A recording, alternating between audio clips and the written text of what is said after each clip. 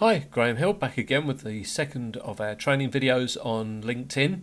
We covered on the first one how to identify keywords, with a great resource there that you can use yourself to get as many keywords into your profile as you possibly can. That is so important that you use as many keywords as you can. Now, if you go into this profile here, there are ways and means of making sure that your profile is completely up to date. Improve your profile. If you click on that button, then having put all the basic information up originally, then it will come up and prompt you with information that is still missing off your profile. So you can complete this information. Where else have you worked? What degree did you earn at Sale Technical High School? One of my old schools. It was a grammar school, so I wouldn't have earned a degree there. When did you attend, etc., etc. So you can go through and it will completely update your profile by prompting questions and you giving answers. It's very, very simple to do. The important thing is that you keep the profile as up to date as you can and change it whenever anything new happens. Let's take you down the screen a little bit. So if you change your position, or if anything happens or changes, you bring in a new product, or you've got a big client that you want to announce as part of your operation at your business, then you can update that. Websites, you can add a website. If you've got a new Twitter account, then you can add the Twitter account, and also make sure that you've got that link to your LinkedIn profile on your business cards and as a sign off on your emails. Coming down the screen, you can then change your summary. It's important. Keep things refreshed, keep things up to date, because the more up to date your profile is, the more likely you're going to be picked up when the searches are carried out.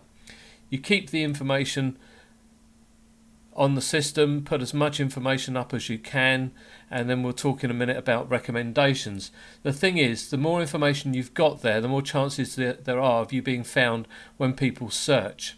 Let me give you an example. Let's go on to Let's do the sort of thing that you can do on a people search. Let's put in pensions.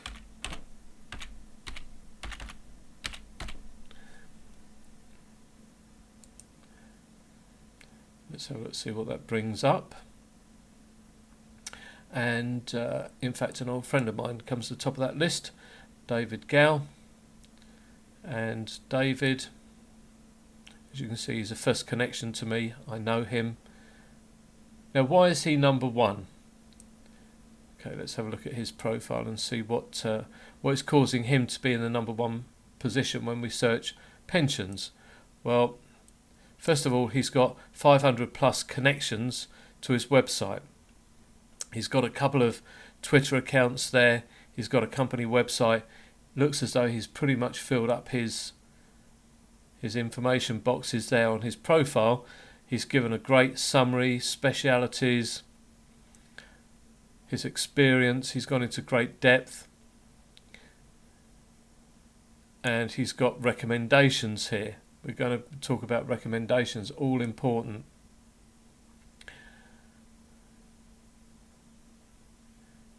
Comes down here, he's got a list of his skill sets, 24 skills on there, which are all keywords. Obviously keywords are all important.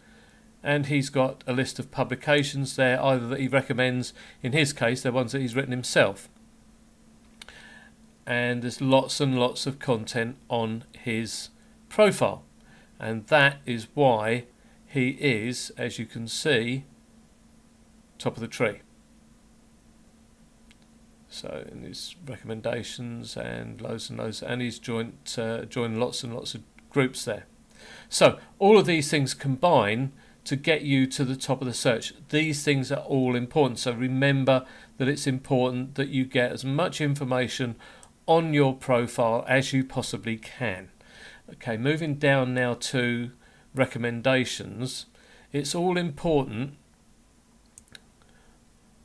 for each of the companies and things that he's done in the past. He's got a recommendation there from someone.